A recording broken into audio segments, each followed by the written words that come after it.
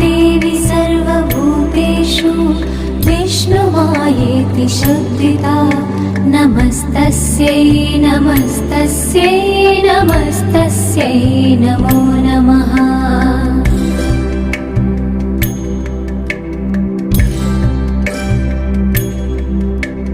या देवी सर्वभूतेषु चेतनेत्यभिधीयते नमस्तस्यै नमस्तस्यै नमस्तस्यै नमो नमः।